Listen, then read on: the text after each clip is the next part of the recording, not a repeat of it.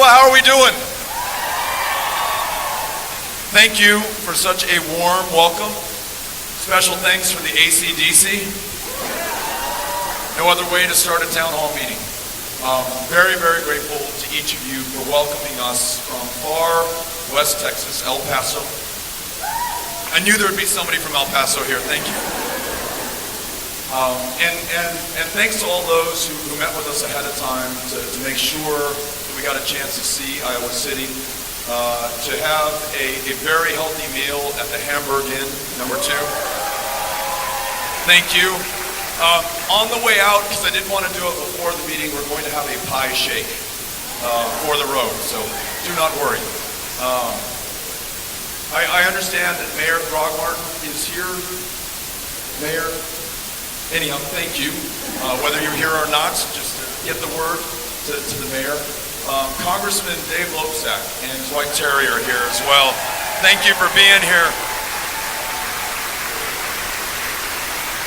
Amazing guy, and I got to serve with him for 6 years in the House of Representatives. We actually had our lockers next to each other. And lest you think he's some kind of superhero, I literally watched him put his pants on one leg at a time, okay? Right next to him in the locker. So we are grateful for his service to this community, to this state, to this country. Had a chance to talk earlier today to State Senator Zach Walz, who is here in the back.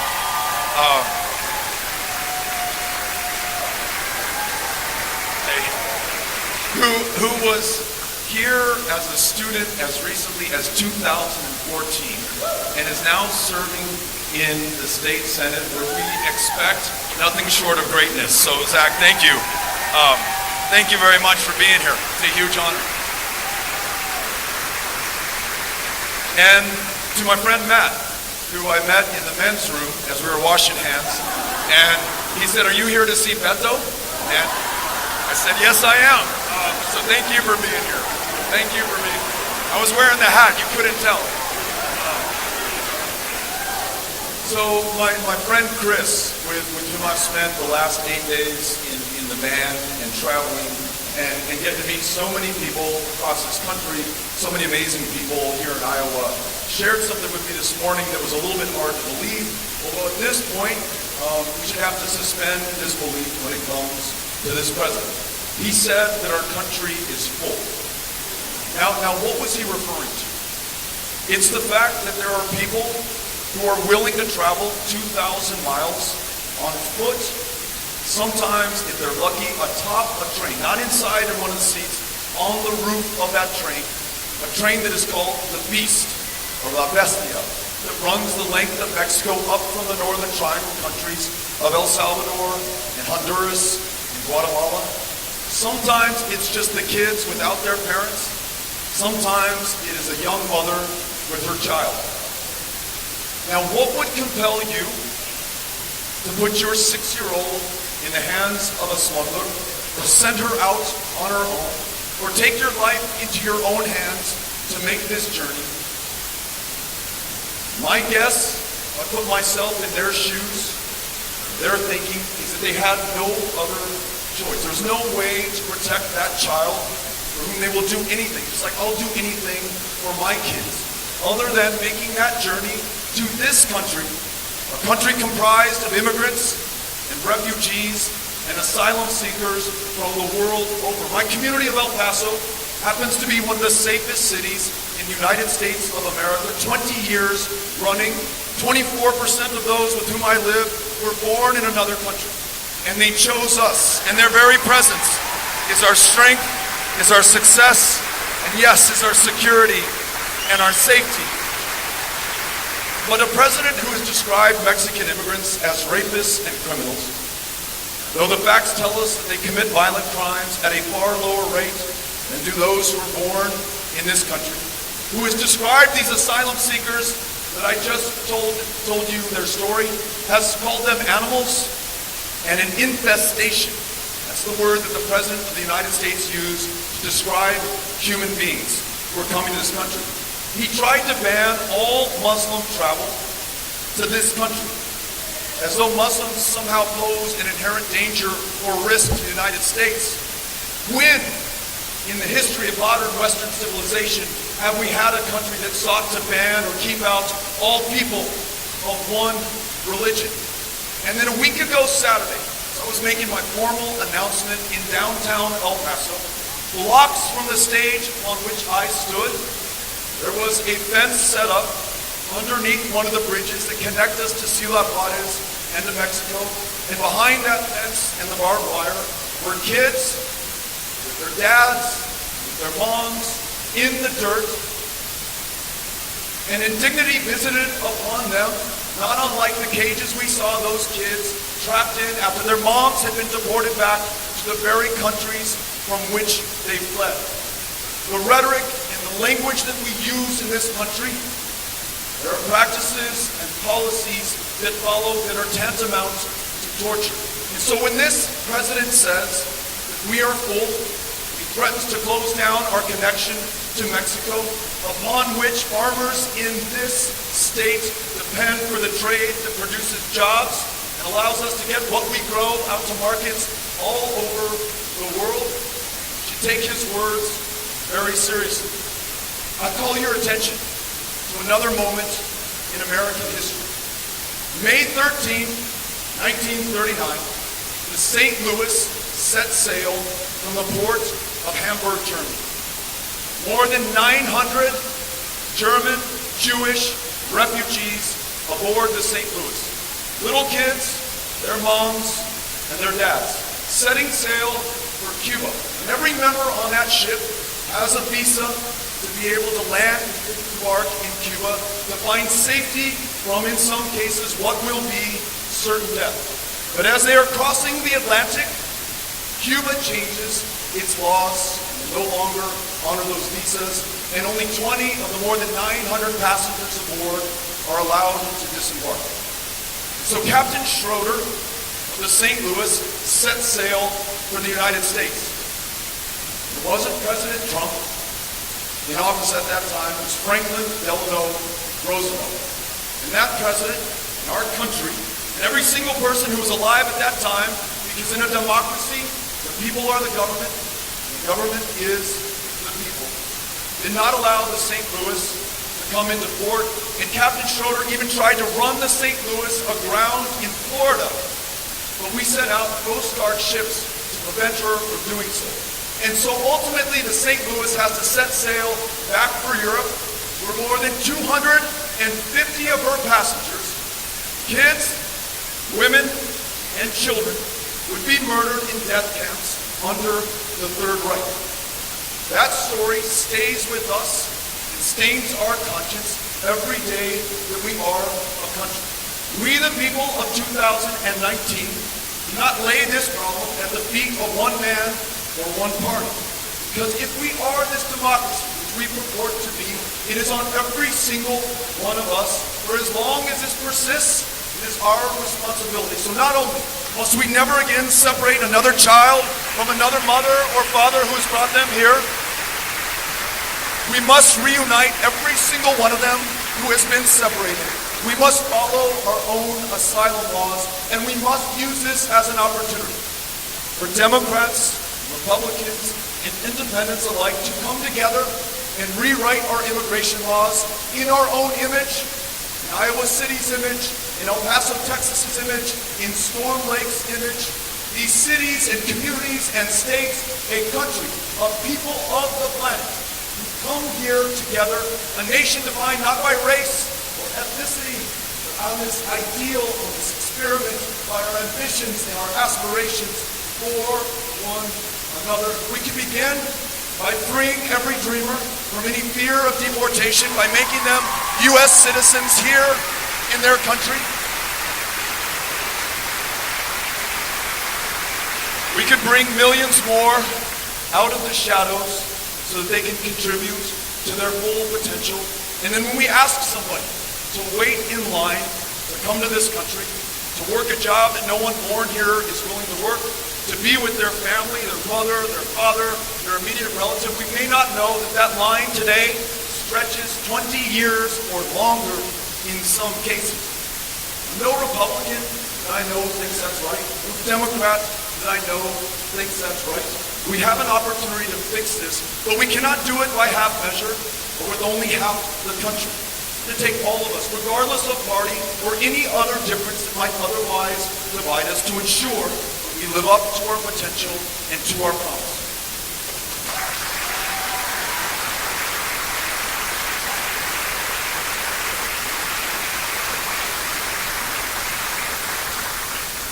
At the Hamburg Inn over breakfast, we were talking about healthcare.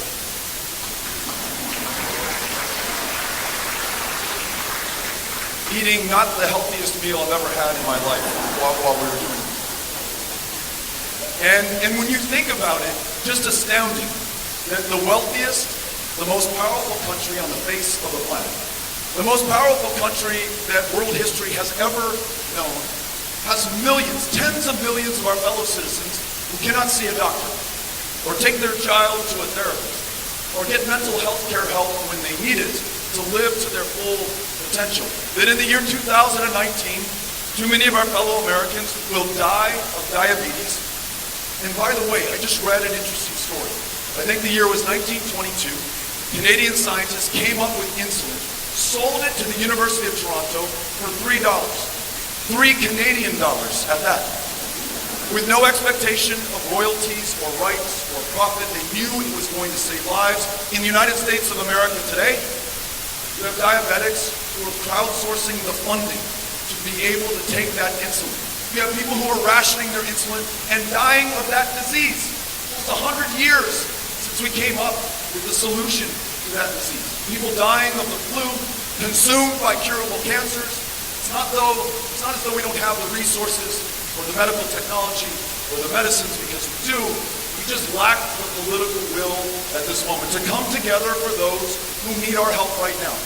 So I want you to hear me on this. When I'm talking about guaranteed, high-quality, universal health care, I mean every single one of us able to see a primary care physician or PA. I want you to know that in a country where one of the largest providers of mental health care services is the county jail system, so that those with schizophrenia and bipolar disorder and depression literally get arrested on purpose to go to the one place they're guaranteed clothes on their back, a roof over their head, a meal in front of them, and a prescription of psychotropic medication that temporarily, at least, will make life bearable for them. Universal care also means universal access to mental health care. And in a country where we are in an epidemic of maternal mortality, 3 times as deadly for women of color, universal care means every woman makes her own decisions about her own body and has access to the care to do that.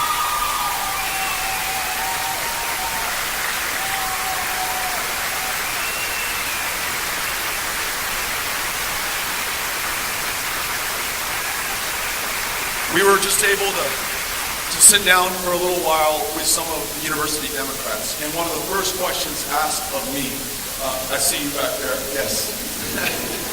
One of the first questions asked of me was, what are we going to do? What would you do as president about the challenge of a changing climate? Not one that we have to prepare for, but one whose devastation we are seeing right now in our midst.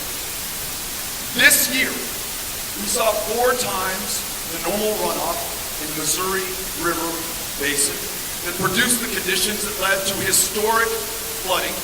Farmers already underwater when it came to debt now are literally underwater. Their fields, their stored grain and soybeans, which were not insured, spoiled in the midst of a trade war, tariffs not of their own devising, but for which they are paying the price as markets shut down for them all over the world.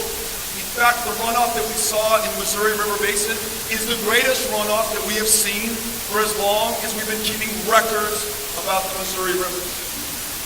In Houston, Texas, in my home state, 58 inches of rain fell from the sky in one storm, the landfall record for a single storm for as long as we've been keeping records in all of North America. And that was the third 500-year flood in just 5 years in southeast Texas. You'd like to think that they're good for another 1,500 years, but they are not.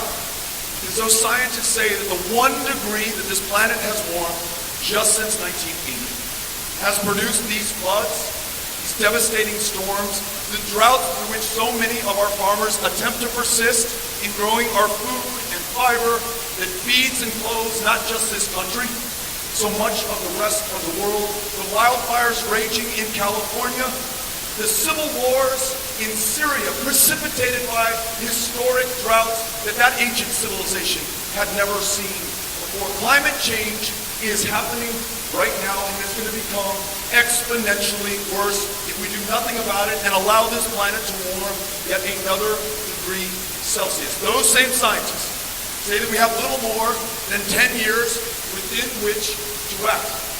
For our kids, grandkids, the people of the future will pay the price. And if you're worried about 400,000 apprehensions at our southern border with Mexico, wait until some countries in the Western Hemisphere will no longer support human life. The flows of refugees, the crisis that we will then have on our hands will be absolutely devastating. So if we have the will, do not try to impose this by one person or one party, but bring the country together around a shared challenge. And I know that we are going to be up for this moment. If we can free ourselves from a dependence on fossil fuels, invest in renewable energy, follow your lead here in Iowa, where you generate more electricity as a share of your total energy production than any other state. We can invest in solar technology at a time that the two fastest growing jobs in America are wind jobs and solar jobs. So it is economic growth, it is job security, it is high wage, high skill occupations that we are creating, along with fulfilling our obligations to the next generation. And as Congressman Loebsack advised me, if we lift up rural America by first listening to rural America, we will also find part of the solutions to the problems before us. Those farmers who just want to be able to make a profit on what they grow also want to do their part to combat climate change before it is too late. They ask that the Farm Bill incentivize them to plant cover crop, which pulls more of the carbon that's already in the air. They ask for openings to technologies that allow for precision tilling and farming to disturb less of the carbon that's already in the soil. And the Conservation Fund in the Farm Bill that has been raided in every iteration of the Farm Bill to pay for other priorities. If we fund it again, then farmers will not have to cultivate every single inch under their ownership. They too can do more to do the right thing for this country and for this planet. And then, if we bring all of America together, thank you for clapping for farmers, I appreciate it. If we bring all of America together around this shared challenge, then we can once again lead on the global stage. Right now, we're the one country that has accepted itself from the Paris Climate Agreements. We used to be the one indispensable country on the face of the planet that could convene the other powers to do what otherwise would be impossible. That needs to once again become our role, because as a farmer in West Burlington reminded me, she said, Beto, this is not just our problem. I don't want to be the only one to bear the burden. And she's right. China has 3 to 4 times the number of coal-fired plants than we do. We need to convene the world, bring them together, and only in that way will we meet this challenge. But the authors of the Green New Deal, which we spoke about earlier, have done well by calling up the analogy of World War II. I'll tell you why. At that moment, we too faced an existential threat to the Western democracies from Nazi Germany. We were able to harness the political will of hundreds of millions of our fellow Americans, lifting millions of them out of poverty after the Great Depression, and leading the free world to defeat Nazi Germany. And for the following 75 years, thanks to the service and sacrifice of so many of our millions of fellow Americans, we made this world safe for democracy. Just such a challenge beckons to us at this moment, and we cannot be found wanting. Are you with me on this?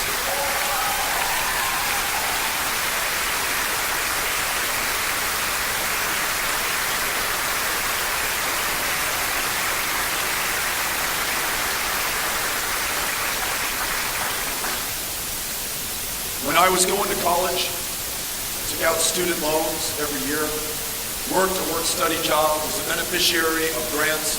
My parents took out personal loans as well to finance my education. And to their lasting disappointment, I became an English major.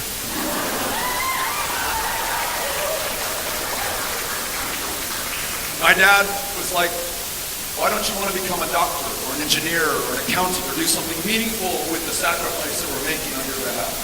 There's $1.5 trillion in outstanding student loan debt today. You add up all the private credit card debt in this country, and it's not at $1.5 trillion right now.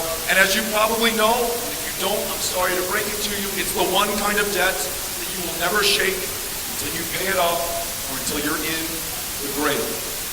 We know that there's around a 10% default rate on that outstanding debt today. So we know that former students are literally sinking under the weight of what they owe.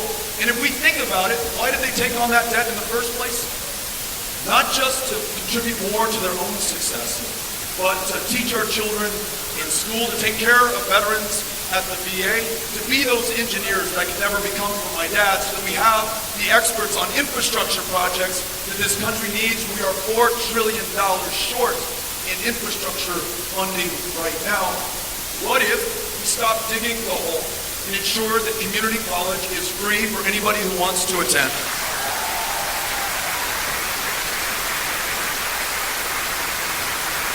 What if, for public serving, publicly funded, public-facing four-year universities, you're able to get a bachelor's degree without taking a dime of debt? And then what if you graduated from high school, not just with that diploma, not just being college ready, but being career ready? Instead of going to higher education, you want to work right out of high school? Let's make sure that there's a path to an apprenticeship that will allow you to learn a trade or a skill.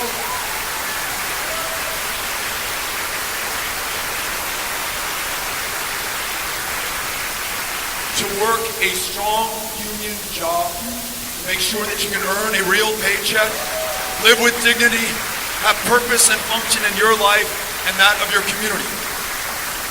We were in Roscoe, Texas, just outside of Sweetwater, Texas, at Roscoe High School, home of the Plow Boys and the Plow Girls. 90% of graduating seniors graduate not just with a high school diploma, but with an associate's degree, because it is an early college, high school. Some of them graduate with a remote FAA pilot's license, which is relevant because there are more wind turbines per capita in Roscoe than perhaps any other part of the country, and the maintenance inspections are performed by drones.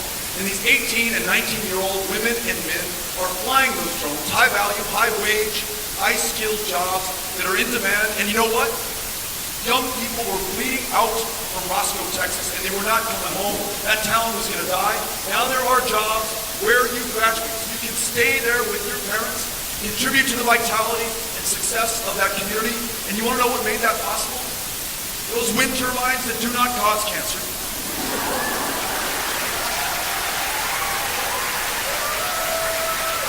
Those farmers, those cotton growers who were in debt, underwater, now have a new revenue stream on their farms. These wind turbines that have deepened the property tax base sufficient to fund world-class public school education. What if we took a page out of Roscoe, Texas, out of so much what I'm learning in rural Iowa, and applied it to some of the priorities of this country? We have an economy that works for all. We allow people to come out of the shadows. If we confront our most existential challenges head on, I'm confident there is no stopping this country. The last and most important point, underlying all of this potential for success is the demand for us at a very divided, highly polarized, hyper-partisan moment to come together. And the best mechanism that humankind has ever invented to do that is a democracy.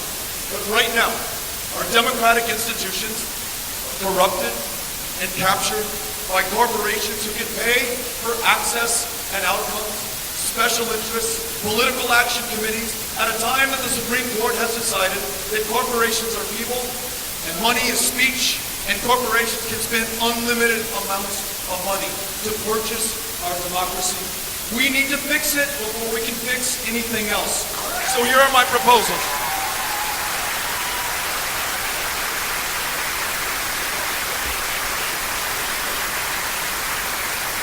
From the perspective of a state that until recently ranked 50th in voter turnout in Texas. Not because we love our democracy any less than you do here in Iowa, but our state legislature drew us that way, drew people out of congressional districts solely based on their race or their ethnicity, drawing them out of a reason to vote, drawing them out of their very democracy. We need to sign into law a new Voting Rights Act that guarantees one person, one vote in this country, in every state of this country, including the deep south of this country. We need to end the process by which members of Congress choose their own voters instead of the other way around. No more gerrymandering going forward in the United States. And then, in every county, in every state without exception, same-day voter registration and automatic voter registration. So when you turn 18, you are ready to vote. If we do this, if we resist the temptation to be divided by our differences, by a president who excels at doing just that, who seeks to make us angry, keep us apart, and make us afraid of one another. If instead of defining ourselves by those differences, we can forever after be known by our ambitions, our aspirations, the resolve, the work, the courage, the service, and the sacrifice that we can bring to bear in order to achieve them. And we will match the test of this moment, and we will make those future generations proud. That's why I'm running to serve you as the next President of the United States of America. Thank you all for having us out. Very, very grateful. Thank you. Thank you very much. Le agradezco. Gracias. Thank you very much. Thank you.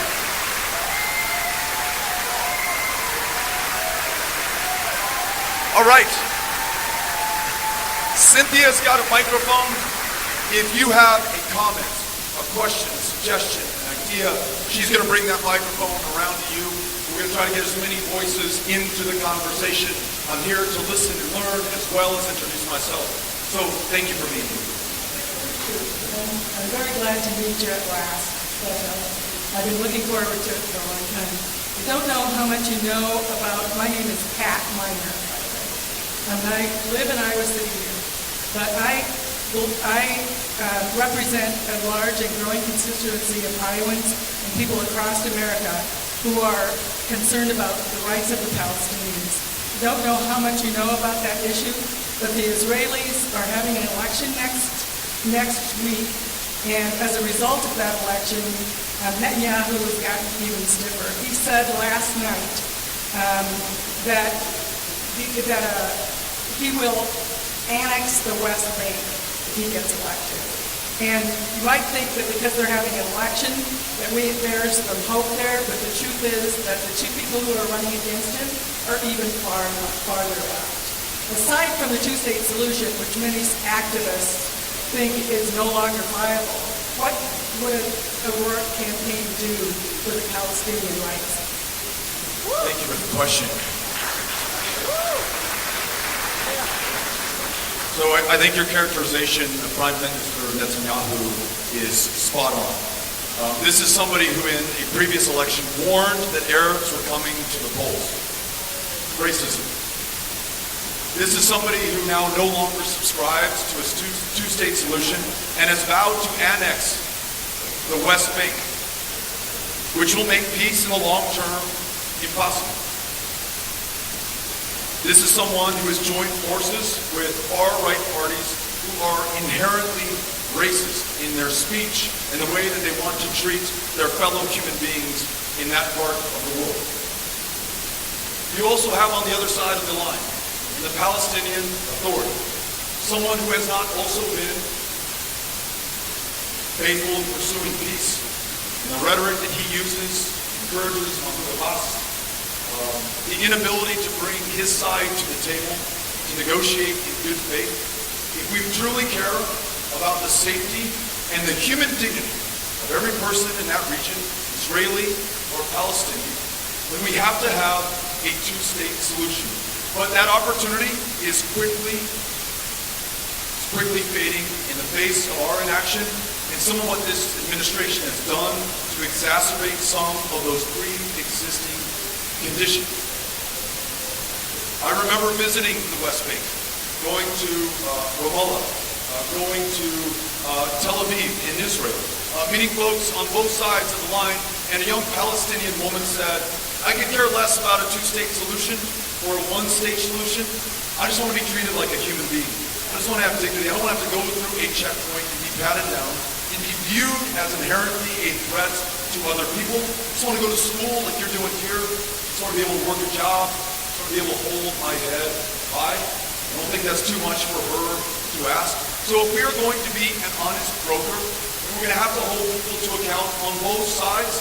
For those who are firing rockets indiscriminately into Israel, sometimes when Israel uses disproportionate force in response, we are, again, I think the indispensable country on the world stage, and in that region, there's no more active player, whether you measure it monetarily or in the diplomatic capital that we have expended. We've got to do everything we can to achieve it before it is too late, that two-state solution. Thank you for the question. I appreciate it.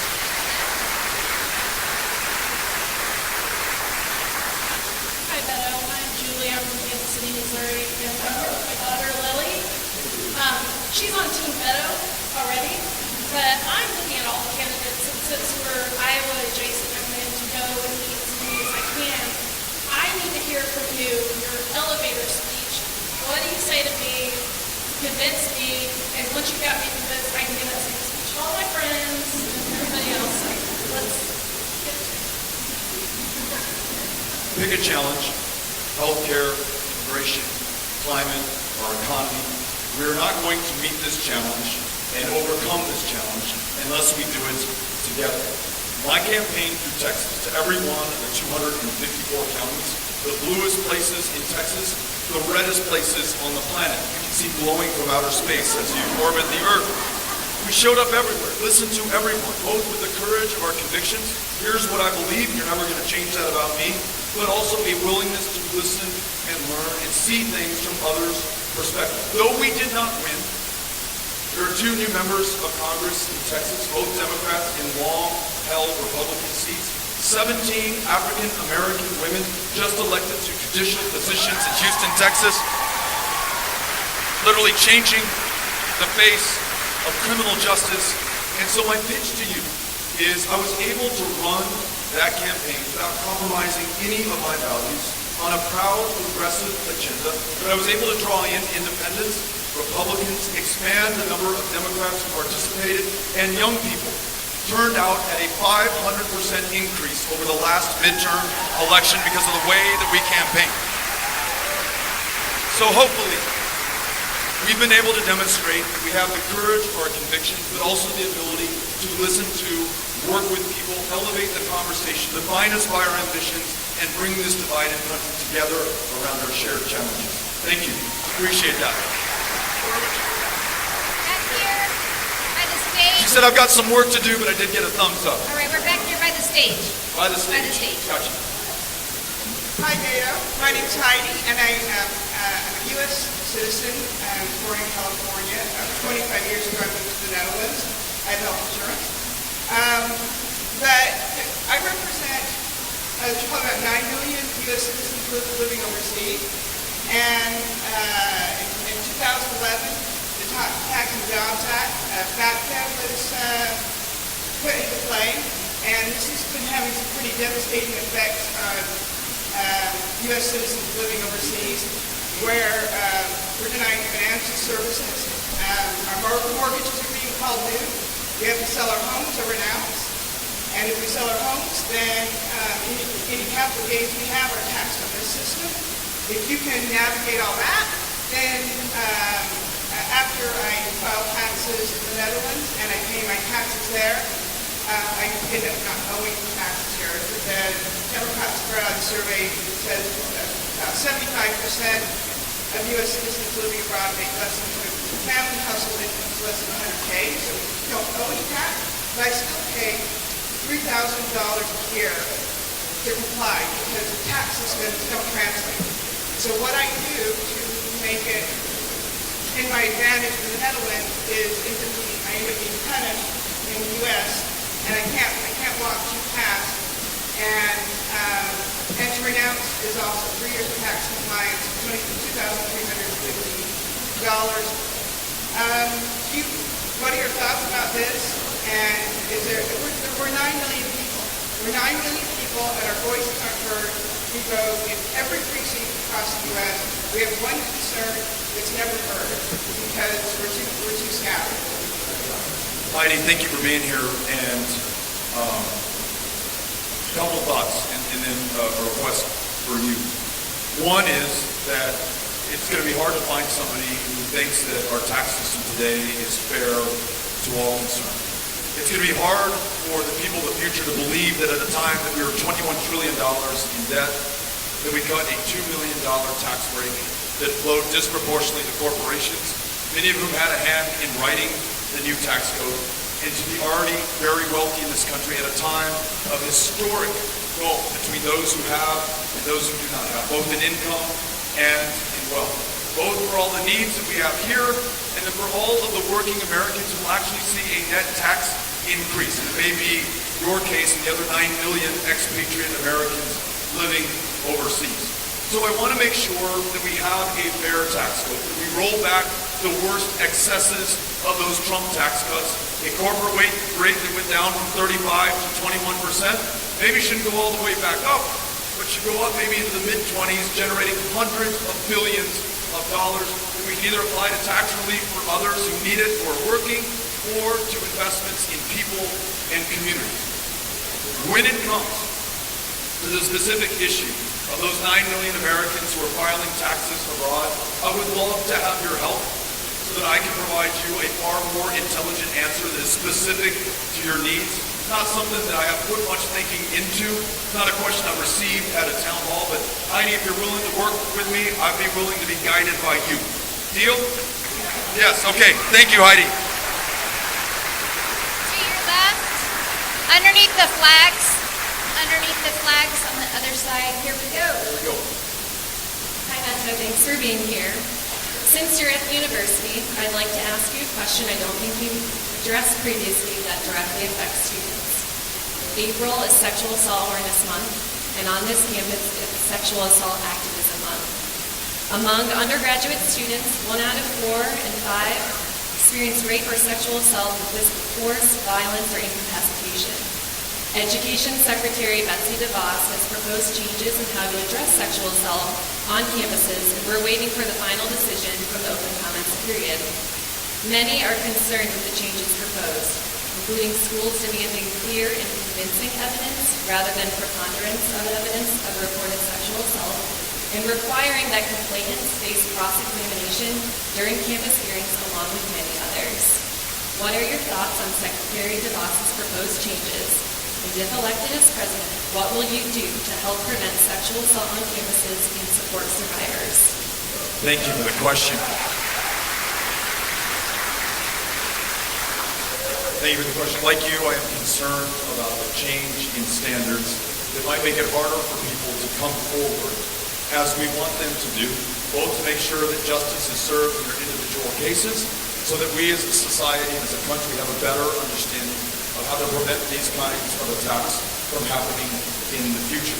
I'm glad it sounds like from your question you're participating in this comment period so that the Department of Education gets your input as well as the input from others in other parts of this country.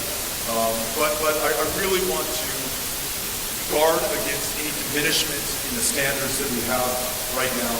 I would also like to connect this to larger problems structurally that we have in this country in how we treat women in our lives.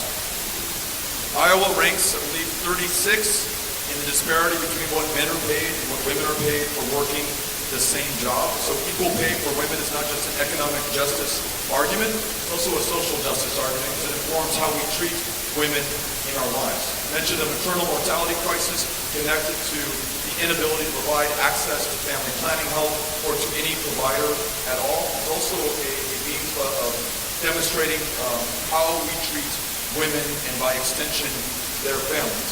And in the way that we conduct ourselves at school, in the workplace, in entertainment, treating everyone with the dignity and respect that they are owed is absolutely paramount. I mentioned that for the last 3 years, hate crimes in this country have climbed each and every single year.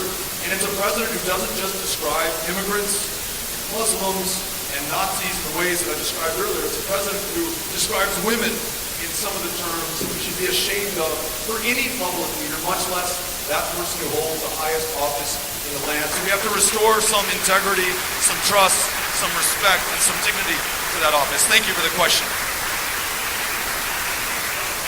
I have time for 2 more. Hi, I was wondering if you'd be interested in launching a month-long FBI investigation to each next Supreme Court candidate that gets picked, as well as maybe expanding to different seats on the Court of Appeals so that most of America is represented. Great question. And let me go to the spirit of the question first.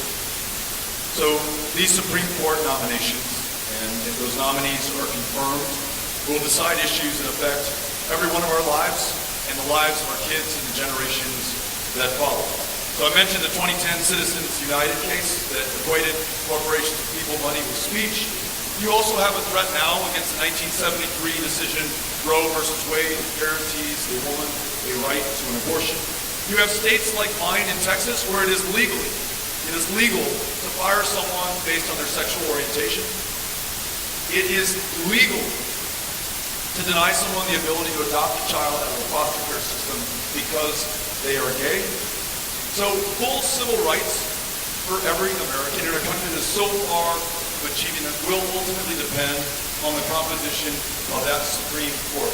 And yes, I want our senators and our future president to do their due diligence in selecting that nominee and confirming her or him. And I think it could be aided by an extensive, exhaustive FBI background check so that those senators are making informed decisions. And in terms of expanding the size of any of those courts, whether it's the Supreme Court or the circuit courts, it is something that I want to be very deliberative and sober in doing. If you think about it, almost every single one of our democratic institutions are under attack right now. They're undergoing the pressure test of all pressure tests, from the press being declared the enemy of the people, to some judicial appointments being questioned because of their ethnicity, to the very sanctity of our ballot box now in question. However, it's rare to find a level of dysfunction like this one right now in our American system of government. So if there were ever a time to think through these issues, it is now. I'm open to expanding the courts or setting term limits on some of these courts. There's some more predictable renewal of appointments, and we have a more reflective system of government, every single one of our branches, that better looks like the rest of the country. So thank you for bringing this up. Appreciate it. Okay. This is our last question. I'm Tim Keller. There's a situation in Iowa City which is a state of emergency under the control of Peter Harmon, who operates concentration camps in the Iowa City, Cedar Rapids area, thanks to the Viet Cong of Grays. With that, it fights the auxiliary of Don Lays, and under the direction of Adam Melcher and Mark Melty, we have a state of emergency. And when Grays relocates near the football stadium, that state of emergency intensifies. And as it was with me, being falsely accused of sexual harassment, escalating whether she was dating someone with the Karen arms, and me the same, touching people's arms with false charge of molestation. The state of emergency of the Viet Cong of Grays is to be intensified with resistance from the auxiliary of Donleys by way of the football team, where I connect with someone big and tall with the Karen on his arms to make that expose the state of emergency in Iowa City and Cedar Rapids by Peter Harmon who also operates Grace in downtown Iowa City on the Fed Mall, that we relocated to the location here at the stadium to increase the state of emergency, and that is something we need to address. Peter Harmon, I would like to go back to Grace, but now... Sir, and I'm sorry to interrupt you. I just want to make sure that we have a chance to, first of all, thank you for being here. For asking this question. It's a situation that I am unfamiliar with, but I'm very happy to follow up with you directly to see if there's anything that we can possibly do to make sure that I better understand the issue. So thank you for being here, for asking the question. To each of you, thank you for coming out here today, for welcoming us. We are very grateful. Looking forward to seeing you again before long. Thank you all very much. Appreciate it.